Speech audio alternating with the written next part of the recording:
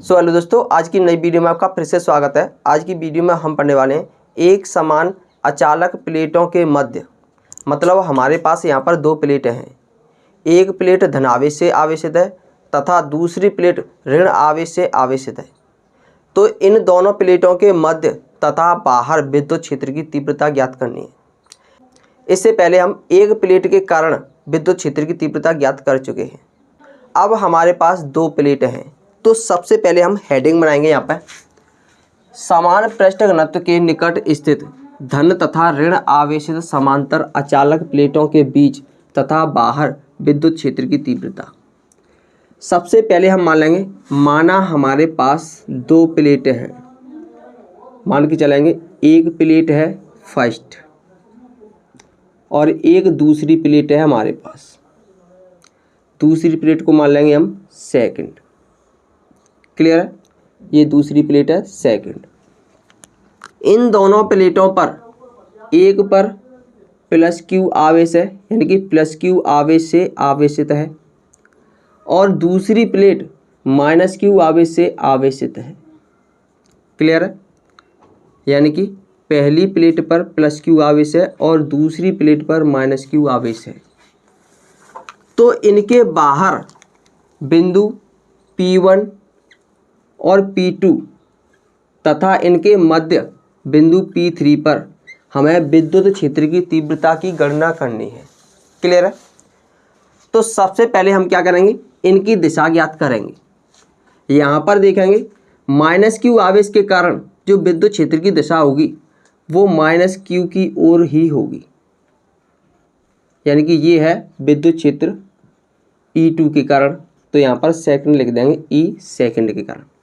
यहाँ पर भी माइनस की ओर ही होगी विद्युत क्षेत्र प्लेट सेकंड के कारण, और यहाँ पर देखेंगे तो ये भी माइनस की ओर ही होगी विद्युत क्षेत्र प्लेट सेकंड के कारण।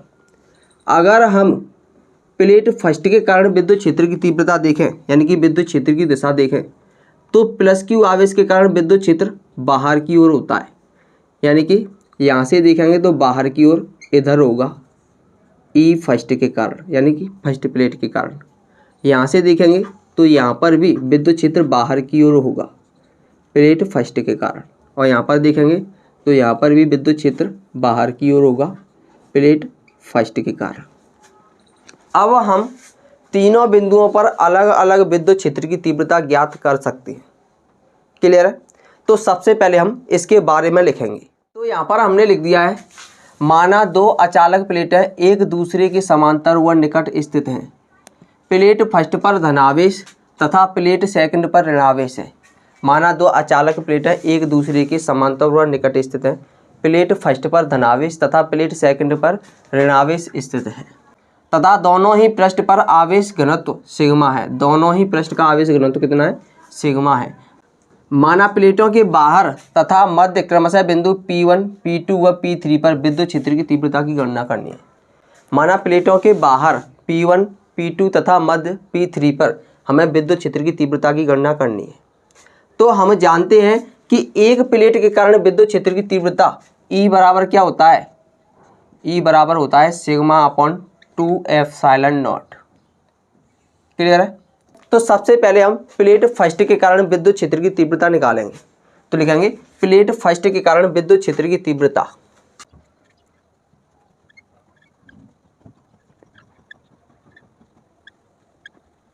तो यहाँ पर हमने लिख दिया है प्लेट फर्स्ट के कारण विद्युत क्षेत्र की तीव्रता E बराबर कितना होगा, इसे हम E1 मान लेंगे।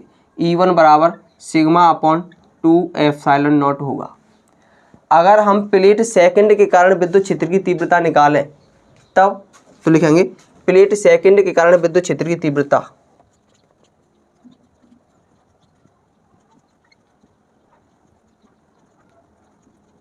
तो यहाँ पर हमने लिख दिया है प्लेट सेकंड के कारण विद्युत क्षेत्र की तीव्रता E2 बराबर sigma upon 2 epsilon not.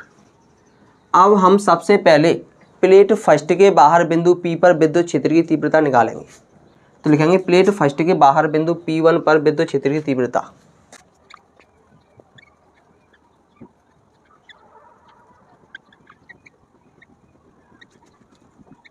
Plate first के बाहर बिंदु P पर विद्युत क्षेत्र की तीव्रता।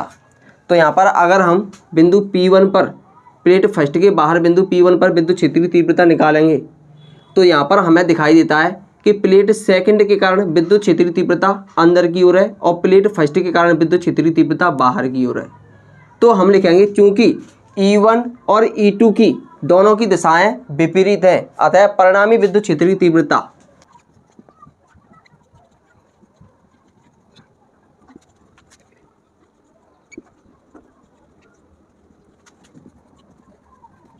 तो यहाँ पर हमने लिख दिया है अतः E1 और E2 की दिशाएं विपरीत हैं, अतः परिणामी विद्युत क्षेत्र की तीव्रता E बराबर। तो यहाँ पर देखेंगे चूंकि E1 और E2 की दोनों की दिशाएं विपरीत हैं तो ये अपनी ऊर्जा को निरस्त कर देंगे।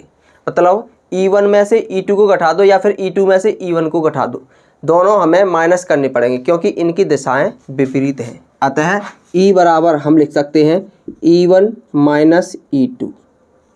क्लियर है? तो E बराबर कितना हो जाएगा? E बराबर हो जाएगा, E1 का मान कितना है? E1 का मान है हमारा सिग्मा अपॉन 2 एप्सिलॉन नॉट और E2 का मान कितना है? E2 का मान भी इतना ही है, सिग्मा अपॉन 2 एप्सिलॉन नॉट। यानी कि प्लेट P1 पर विद्युत क्षेत्र की तीव्रता कितनी होगी? 0 होगी। तो लिख सकते हैं अतः E बराबर कितना हो जाएगा? 0 हो जाएगा। प्लेट फर्स्ट के बाहर बिंदु P1 पर विद्युत क्षेत्र की तीव्रता 0 होगी। इसी प्रकार यहाँ पर देखेंगे प्लेट सेकंड पर भी दोनों की दिशाएं विपरीत है तो यहाँ पर भी विद्युत क्षेत्र की तीव्रता कितनी होगी? 0 होगी। तो हम लिख सकते हैं इसी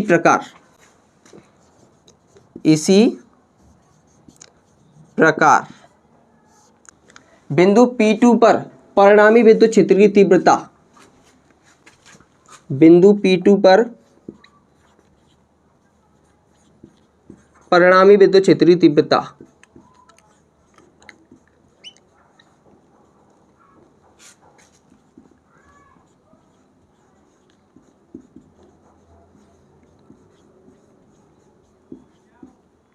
तो यहाँ पर भी E बराबर कितना हो जाएगा?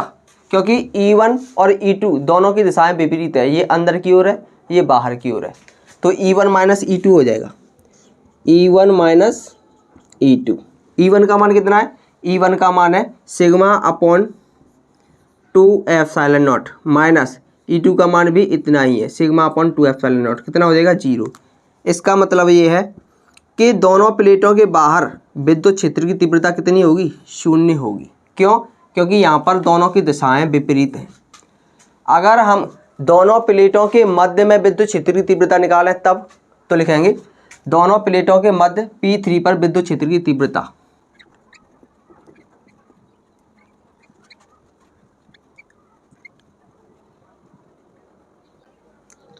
तो यहाँ पर हमने लिख दिया है दोनों प्लेटों के मध्य बिंदु P3 पर विद्युत क्षेत्र की तीव्रता E बराबर, यहाँ पर हम देखेंगे क्योंकि E1 की दिशा भी इधर ही है और E2 की दिशा भी इधर ही है तो हम लिख सकते हैं चूंकि E1 व E2 की दिशाएं कैसी हैं? समान है। कैसी हैं? समान है।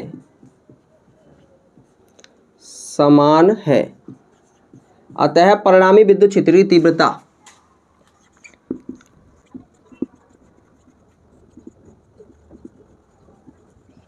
E बराबर, क्योंकि दोनों की दिशाएं समान है तो इनकी विद्युत क्षेत्र की तीव्रता है वो जुड़ जाएगी।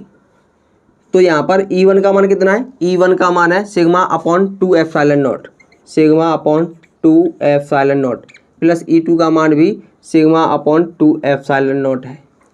अब यहाँ पर देखेंगे चूँकि दोनों का एलसीएम यानी कि हर समान है तो E बराबर एलसीएम इतना ही रहेगा 2 एप्सिलॉन नॉट, ऊपर जैसा है वैसा ही रहेगा। सिग्मा प्लस सिग्मा कितना हो जाएगा? 2 सिग्मा अपॉन 2 एप्सिलॉन नॉट। यहाँ पर हम 2 से 2 को कैंसिल कर देंगे तो कितना आ जाएगा? सिग्मा अपॉन एप्सिलॉन नॉट आ जाएगा। अतः विद्युत क्षेत्र की तीव्रता E बराबर कितना होगा? सिग्मा अपॉन एप्सिलॉन नॉट होगा। क्लियर है? इसका मतलब ये है कि अगर हमारे पास दो अचालक प्लेट हैं जिस पर एक पर धनावेश तथा दूसरे पर ऋणावेश है, तो दोनों प्लेटों के बाहर विद्युत क्षेत्रीय तीव्रता शून्य होगी और दोनों प्लेटों के मध्य में विद्युत क्षेत्रीय तीव्रता कितनी होगी, सिग्मा अपॉन एप्सिलॉन नॉट होगी। क्लियर है।